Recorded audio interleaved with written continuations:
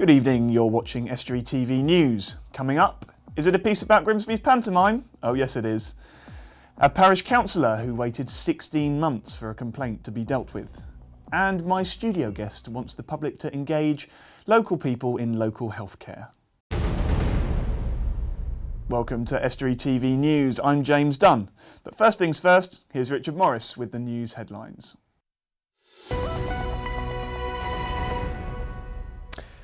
Hello there. 2 wards at Grimsby's Hospital remain shut due to an outbreak of the norovirus. Wards B6 and B4 are not taking new admissions, while B7 has been deep cleaned and reopened. Patients suffering from diarrhoea and vomiting are advised not to go to the hospital until they've been symptom-free for 48 hours. On Saturday, a Santa Stride event took place to raise money for the Lindsay Lodge Hospice. It was a cold start on the morning as it was -1 degree outside. People paid money to walk around the park near the New Life Church in Scunthorpe. Everyone got very muddy going through the park on one of the colder mornings of the year so far. Santa Stride is all about having fun and raising funds for Lindsay Lodge Hospice around Christmas time.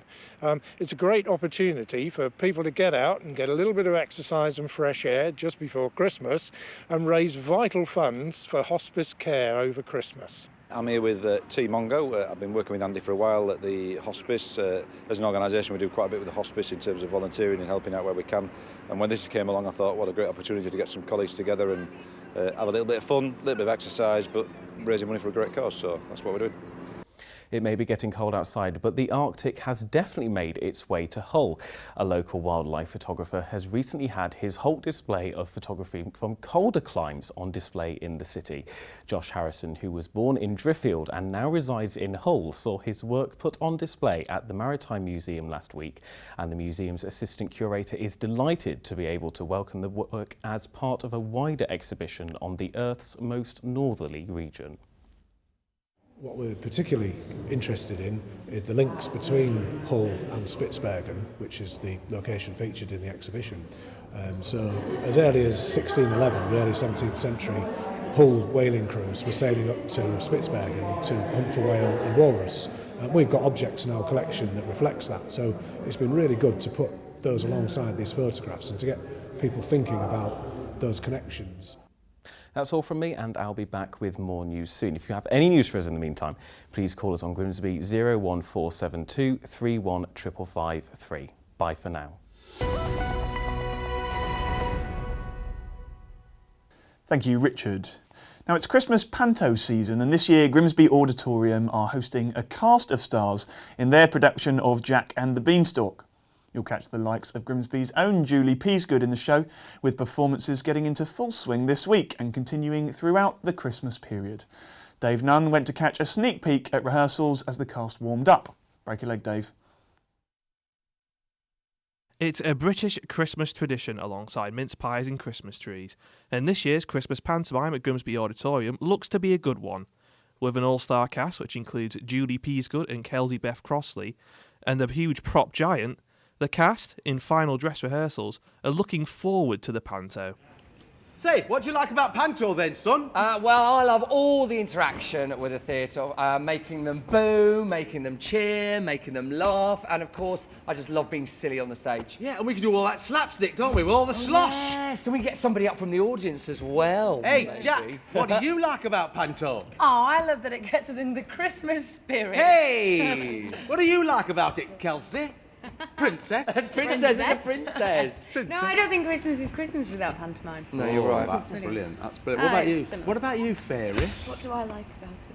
It's loads of fun, isn't it? The magic. Loads of I love fun. the magic. The fairy. The magic. And we can't be without Julie. What do you think, Queen? I love listening to fantastic singing from Natasha and Kelsey Beth and the rest of the cast. But also because it is such a lot of fun, and for the audiences really love it, and for some kids it's their first experience of live theatre, and you can just tell what a laugh they're having. Because they answer back, and we love all that, don't we? Oh, we love it. And we have got a giant of a panto, and it's all great fun. Yeah. With their traditional humour and musical numbers making their way into the performance of this year's Grimsby's Christmas pantomime, this year's performance will be one of the best ones yet.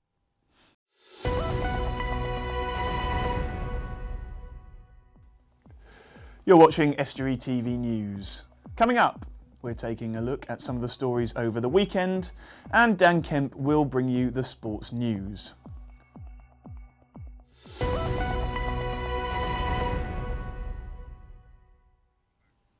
Now, next on the show, my guest is Baird Tarpley from Healthwatch North East Lincolnshire. It's an independent group that hopes to bridge the gap between healthcare users and providers, using public opinion to improve the way it's delivered. But to do it, they need volunteers and passionate people willing to share their views. Thank you very much for coming in today, Baird. Thank you for having me. So tell me a little bit about Healthwatch North East Lincolnshire, when and why it was set up. Well, basically, we're sort of like a consumer watchdog organisation. Historically, what you used to have was a large variety of organisations that monitored different parts of the NHS and social care, depending on who was funding it and where it was set. What we try to do is we try and get opinions on all of those services, big and small, good and bad, and inform those providers about what the public think. Now I know that there was somewhat more of an emphasis on what it is that you do after the Mid Staffordshire crisis. That's right, yeah. Tell me a little bit about how that's affected things. Well, basically, Healthwatch had already been part of the Health and Social Care Bill, and what happened was Mid Staffordshire happened, and that just sort of gave us a new relevance, a good way of explaining why it's important to have a body like that. Prior to us, there was Link, and the government saw that it was important to make sure that we were more publicised, that we were better prepared to communicate with the public, and that the public were more aware of us. Because, I mean, we already have organisations like the Care Quality Commission who will go into hospitals, care homes, and if there is a serious problem, then they will go in there and take action. How is that different to what you will do? The Care Quality Commission is more focused on sort of major aspects of things, which isn't to trivialise the kind of comments that we get in. But for example, whereas the Care Quality Commission will go in when they have suspicions that there might be some wrongdoing in a care home or facility, we can go in just randomly, unannounced, and make sure that they're respecting the dignity and integrity of the people that live there, and make sure that things are just okay. They don't have to be, bridging on terrible for us to go in. Likewise, what we do is we take, like I say, compliments and comments, whereas I think the CQC is more interested on things that have an immediate effect on patients and residents. And when you were talking about that the mid-staffs gave you more relevance, as it were, because some of those complaints that they'd had where there were suspicions that the hospital wasn't quite up to standard weren't necessarily serious complaints, were they? No, not at all. It was a long series of small complaints that regular patients and family members of those patients were bringing to the hospital, and there was nowhere for them to go other than to the hospital, and it was believed that the hospital wasn't acting appropriately based on those. So what you do here in North East Lincolnshire, what kind of complaints, or even however small they may be, do you find that people have with health care providers? We get things like waiting times in GPs, we get waiting times for specialist services, the availability of different departments in, say, the hospital, how easy it is to get in touch with them or to actually get an appointment. All sorts of little things that they might not necessarily want to file a complaint about, just things that they want to make sure that someone takes notice of. That, they'd like to see them improve. Exactly, yeah. I got a letter a week later than I should have, that kind of thing. And I mean, the interesting thing here, I suppose, with you say they are very different to something like the CQC. How do you act? Because you have good connections with those healthcare providers, don't you? Absolutely. There's such a thing as patient participation groups, which we're now in the process of trying to connect with more fully. Basically, different GPs around the area will have groups of patients who will go in and say, their opinion about how their service could improve. And as a result of some comments that we received from one PPG, we actually went to Navigo and said to them that we'd been told by some patients that they felt the waiting times for clinical psychology were just too long. And as a result of our conversations with Navigo, they took on some new staff, and they're in the process of clearing up that backlog. So, I mean, great success story, and I suppose that all comes down to having the feedback from the people who use the service and having those connections with the providers. That's right. What we're trying to do is let people know that we're a friendly face that they can come to, tell us whatever they feel like is relevant, and we'll take it forward. And it's not their responsibility to have to go through the long process of filing complaints and things like that. Now, the NHS is a very emotive subject for a lot of people, something that the British people place a lot of value on, but there are often complaints about it, and people are sometimes talking about, you know, the values slipping, people are concerned about privatisation. I mean, do you think there is somewhat of a communication problem between sort of what's actually happening in the NHS and the public? I think to a certain extent, yeah. I think that what you have is people are sort of overwhelmed with things like, as things are shifting around. I mean, a good local example is obviously the North Lincolnshire and Goole Hospital shifting services between Scunthorpe and Grimsby. A lot of people feel like they're not being given fair warning about these changes and things, and that's part of why we're there. We're there to advocate for those people and say, look, lots of people are calling us and asking what's happening. You know, why is this moving? Why weren't we told? And trying to hold the hospitals accountable so that they can publicise that information and hold the consultations that they need to hold. Now, obviously, to do that and to do the other things you do, which is, you know, passing on that feedback, which can help improve services, you do need to get people actually involved with your group, don't you? That's right. We're in the process of trying to ramp up our volunteering. We've had some staff changes in-house, and we're in the process of sort of revamping how our volunteering looks. Come January, we're looking to hopefully bring on a lot of new volunteers. One of the things we do is called Enter and View, which is where we can actually go into different care homes and other NHS facilities, and we send some volunteers in, and they go around and, like I say, make sure that the respect and dignity of the people there is you know, being held as important by the staff and the institution. And that's something that we want to get more volunteers in on, so that we can make sure that all the services in the area are up to a certain standard, you know. And obviously you've been going since last year, probably around 18 months. How's it going? That's about right, yeah. We spent the first year doing a lot of networking, getting on our feet and everything like that, and I think that we're finally ready to make sure that as many people in the public know that we're there and that they know what they're there for, and that they can come to us and feel okay doing that. And I suppose following on from that, the next thing to say, if people do either want to get involved or have a complaint, how do they get in touch with you?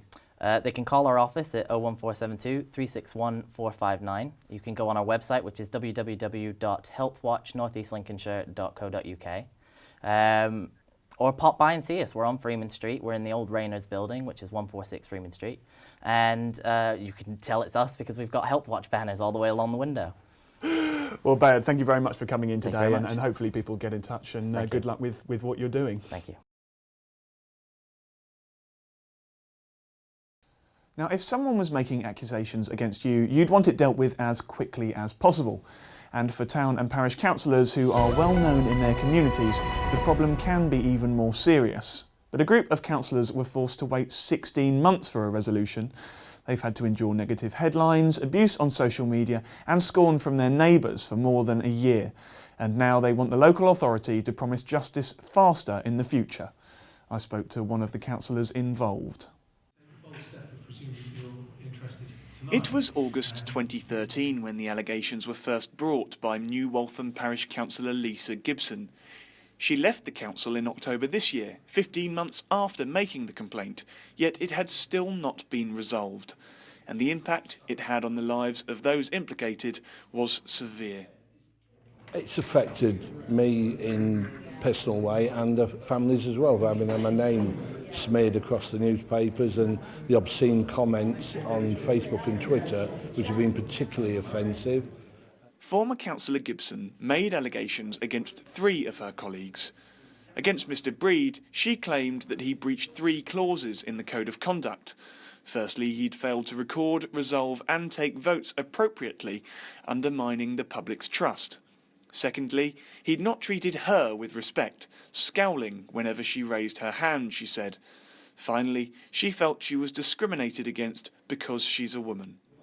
They had no substance to it at the beginning, so why were we strung along for 16 months? North East Lincolnshire Council say decisions to investigate a complaint or not are usually taken within 28 days. But it can take longer when they try and resolve matters through mediation and when outside bodies like the local council association are involved. The council's confirmed it's now thrown out the allegation, but for Roger, 16 months was just too long, and he and other councillors want assurances it will never happen again. We're only volunteers, we don't get paid, and if this is the kind of thing that's going to happen to parish councillors, well, I'm afraid there's lots of them aren't going to like this. The countdown for Christmas has begun, which for many of us is a time of plenty, but for some, a time for charity too. In our weekly Reflections feature, Reverend Andrew Dodd from Grimsby Minster reflects on giving.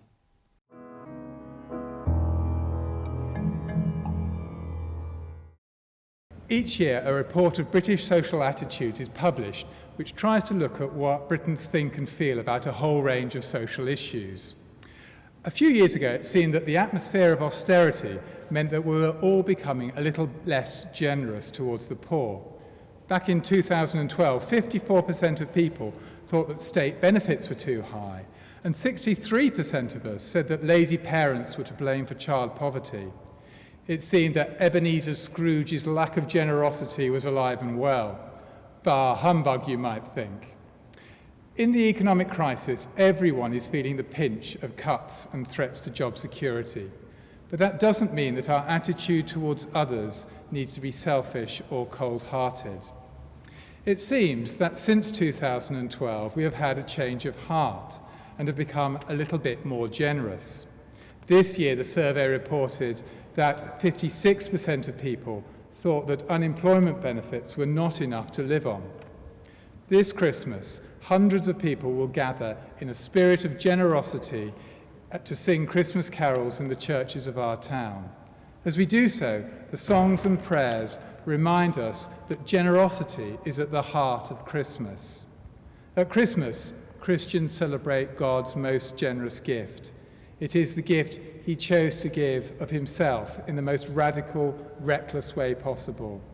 God gave us himself, born as a baby, born in poverty, born in a distant country, simply because he loves us.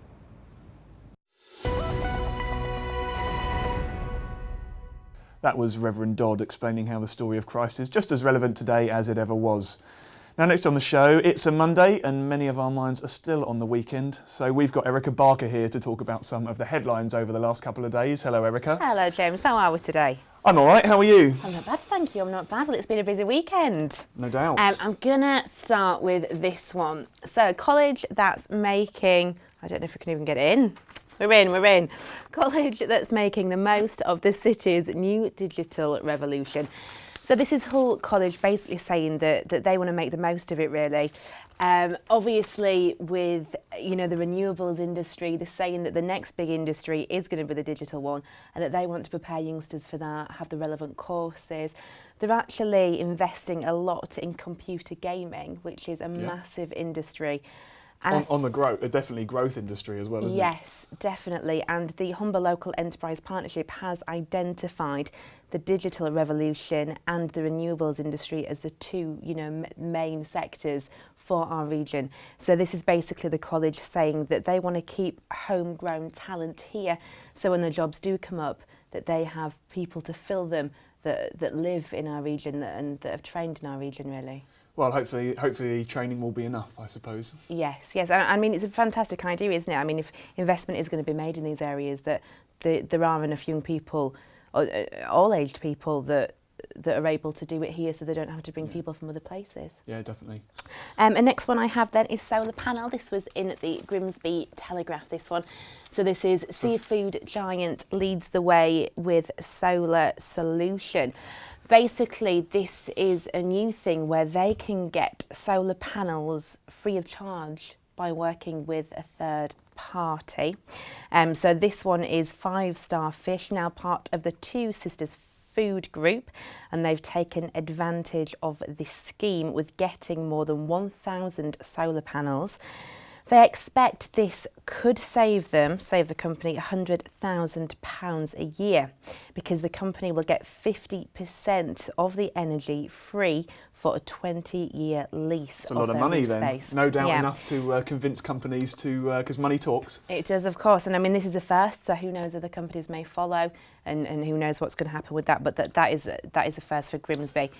One more. Well, I'm going to go with the Christmas market. So obviously we've had Lincoln Christmas market. We've had one in Beverley. What have we had? We've had reindeer, we've had Santas, we've had dogs pulling sleighs, choirs, everything. So I mean, it's fantastic, isn't it? And this has been going on for 19 years. It seems to be the biggest event ever. And I hope that this will bring tourism into the town, and I think it probably will do, because I think it's fantastic for all towns. Do they have mulled wine? That's the question. They all do now, don't they? Yeah, definitely. First on my list when I get there. Brilliant. Well, thank you very much for coming in today, Erica. Thank you, James. We'll do the same next week. Lovely.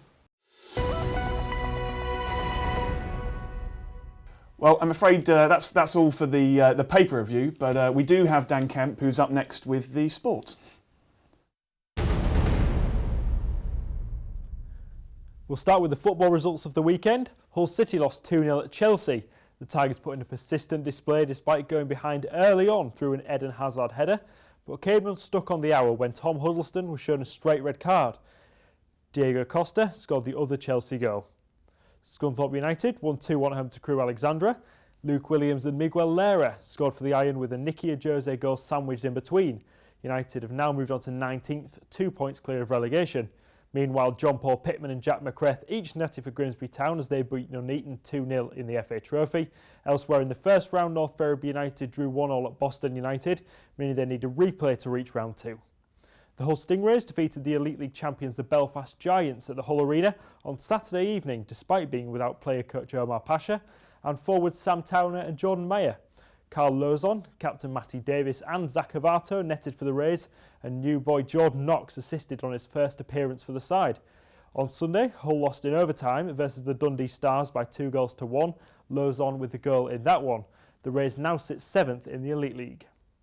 Hull Kingston Rovers announced their squad numbers for the new Super League season.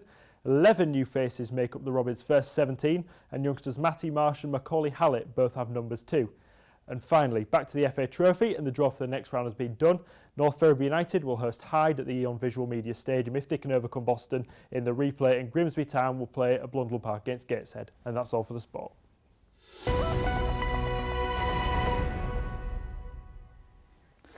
Thank you very much, Dan. Well, I'm afraid that's all we've got time for in today's show. We hope you've enjoyed it. But remember that we're always looking for stories and studio guests with something interesting to talk about. So if you can help us with that or have a story for us, please get in touch via social media. Search for Estuary TV on Twitter or Facebook. Details are on the screen. You can email us on news@estuary.tv or just give us a call on 01472 31 5561. I'll see you tomorrow. Bye for now.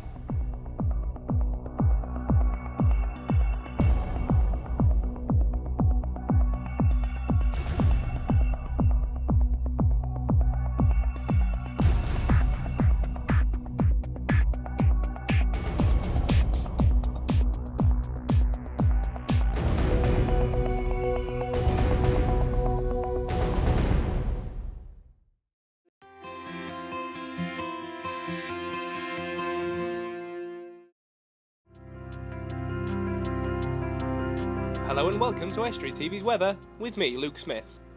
Tuesday, mainly dry apart from isolated light showers across the Pennines, with rain spreading east and a maximum temperature of 7 degrees. Wednesday, breezy and cloudy with outbreaks of rain, especially across the Pennines again, quite a bit warmer with maximum temperatures of 11 degrees.